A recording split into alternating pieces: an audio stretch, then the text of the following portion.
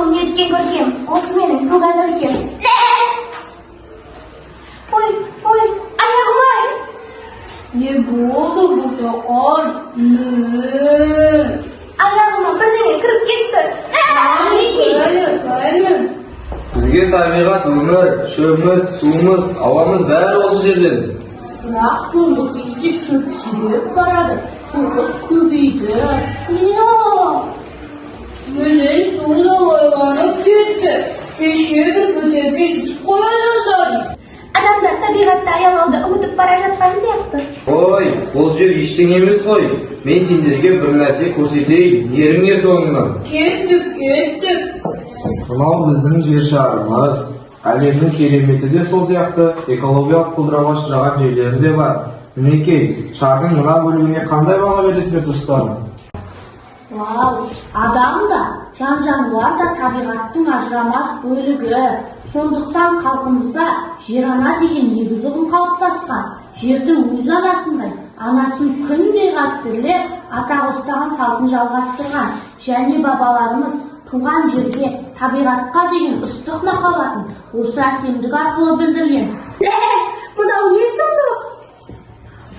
Масқара! Осылай көрсеткім келгені.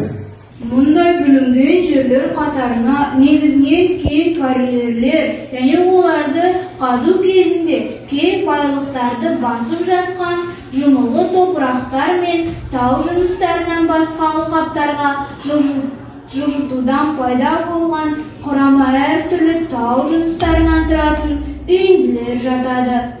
Бұған байыту фабрикаларынан шығарылған қалдық қоқыстар, жылу электростанцияларынан шыққан күл мен шлактарды, мекен орындар мен өндірістер, мекемелерден тасталған металл қалдықтары, резиналар, шыны әйнектер, бетондар, тағы басқа тұрмыстық қоқыс қалдықтарынан қосыңыз.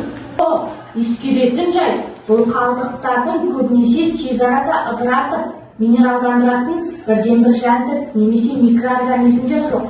Сондықтан олар бірнеше ондаған, жүздеген жылдар бойы жатуы мүмкін.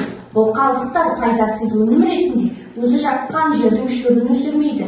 Өлі жерге саналып, алқаптың санитарлық жағдайын нашарлатады. Міне, сондықтан да өз қолымызбен табиғатқа енгізген зиян әрекеттерімізді өзіміз қолымызбен жақсартып, бүлінген жерлерімізді қайта қалпымызға келтіруіміз керек қой. Табиғатты аяла,